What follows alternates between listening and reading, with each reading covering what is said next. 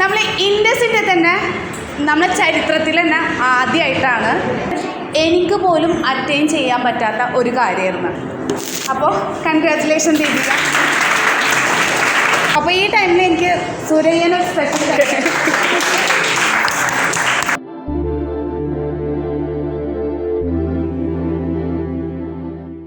കേരളത്തിൽ തന്നെ medical coding ഇൻസ്റ്റിറ്റ്യൂട്ടിൽ എൻ്റെ അറിവിൽ ചിലപ്പോൾ ഉണ്ടായിരിക്കാം, ഇതിൽ കൂടുതൽ ഉണ്ടായിരിക്കാം.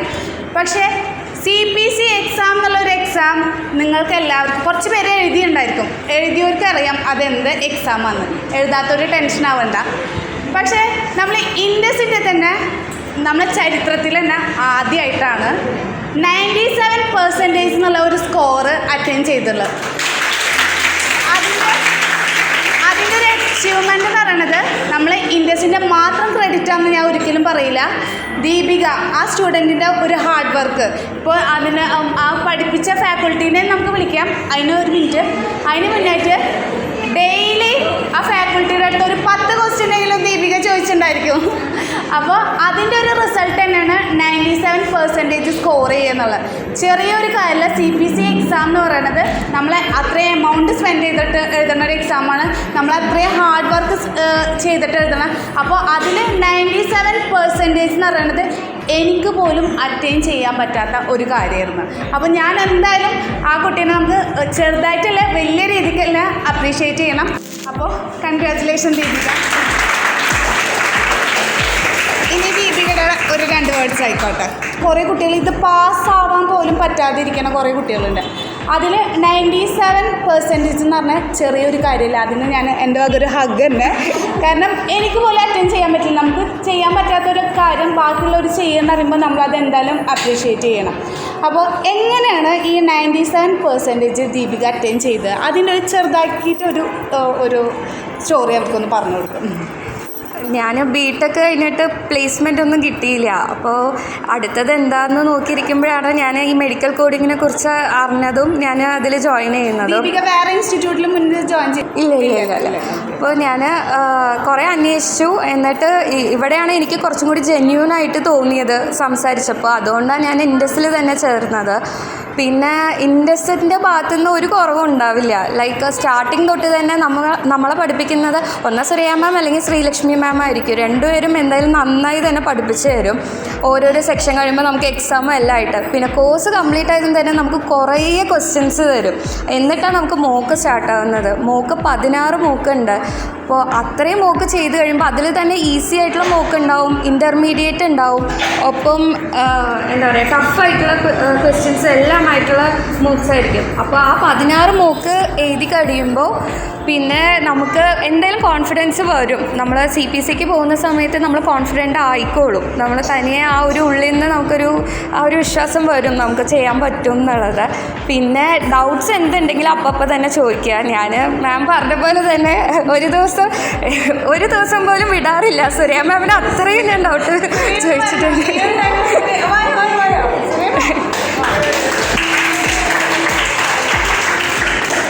ഞാൻ ഒത്തിരി ഡൗട്ട് ചോദിക്കാറുണ്ട്. മാം അതേപോലെ ഒരെണ്ണം പോലും വിടാറില്ല. ലൈക്ക് ഞാൻ എത്ര ക്വസ്റ്റ്യൻസ് ഡൗട്ട് ചോദിച്ചിട്ടുണ്ടെങ്കിൽ അതെല്ലാം ആ ദിവസം തന്നെ രാത്രി ആകുമ്പോഴേക്കും എല്ലാം എനിക്ക് അയച്ചെന്ന് ക്ലിയർ ആക്കി തന്നിട്ട് അങ്ങനെ ആയിരുന്നു.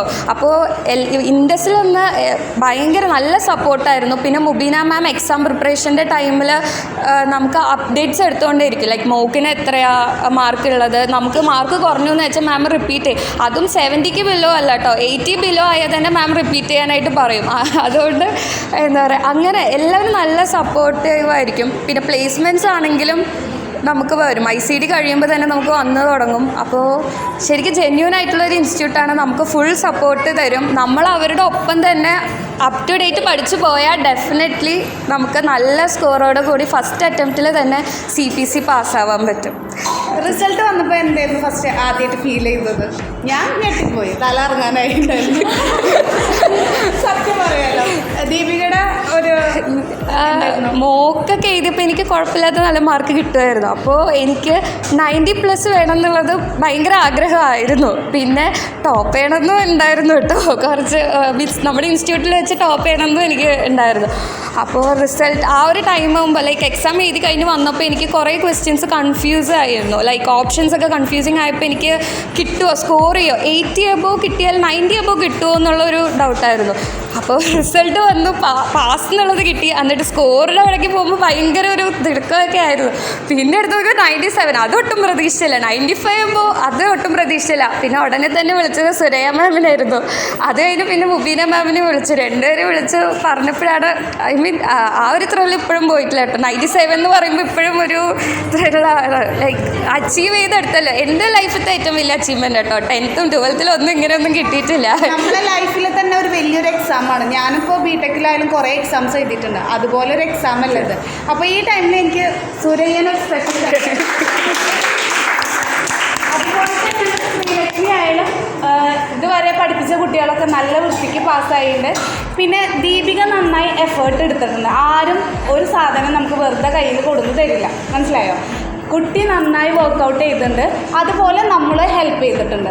അപ്പോൾ നിങ്ങളോട് ബാക്കിയുള്ള സ്റ്റുഡൻസിനോട് എനിക്ക് പറയാനുള്ള ഒരു കാര്യം എന്ന് പറയുന്നത്, നമ്മളൊരു മ്യൂച്വൽ ഹെൽപ്പാണ് വേണ്ടത്.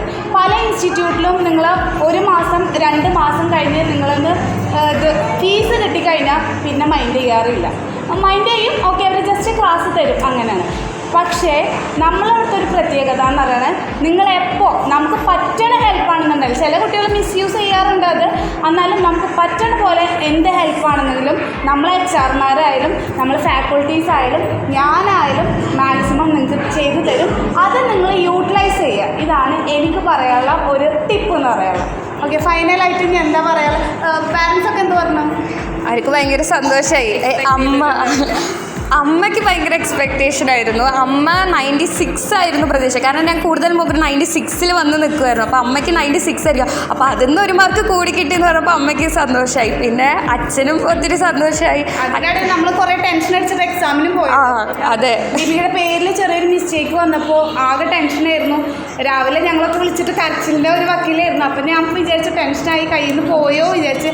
എന്നിട്ടും ആ കുട്ടി ആ ഒരു മെൻ്റൽ സ്ട്രെയിൻ ഉണ്ടായിട്ടും ഇത് അച്ചീവ് ചെയ്യാൻ പറ്റിയ ചെറിയൊരു കാര്യമല്ല. അപ്പോൾ വൺസ് അഗൈൻ കൺഗ്രാജുലേഷൻ. പിന്നെ അതേപോലെ തന്നെ പ്ലേസ്മെൻറ്റിൻ്റെ കാര്യം, പ്ലേസ്മെൻ്റ് ആയാലും നമ്മളിനി ഡിമാൻഡ് ചെയ്ത് ഒരിക്കലും നിൽക്കരുത്. ഇപ്പോഴത്തെ ഒരു സിറ്റുവേഷൻ എന്ന് പറയുന്നത്, ഇപ്പോൾ കണ്ടു വരുന്ന ഒരു കാര്യം, സർട്ടിഫൈഡ് ആയാലും പ്ലേസ്മെൻറ്റിന് അവർ പറയും ഞങ്ങൾ ഇത്ര സാലറി ഉണ്ടെങ്കിലേ കയറുള്ളൂ. അങ്ങനെ ഡിമാൻഡ് ചെയ്തിരുന്നവർ ഇപ്പോഴും ഇരിക്കുന്നുണ്ടാവും. പക്ഷെ നമ്മൾ ഡിമാൻഡ് ചെയ്യാൻ പാടില്ല.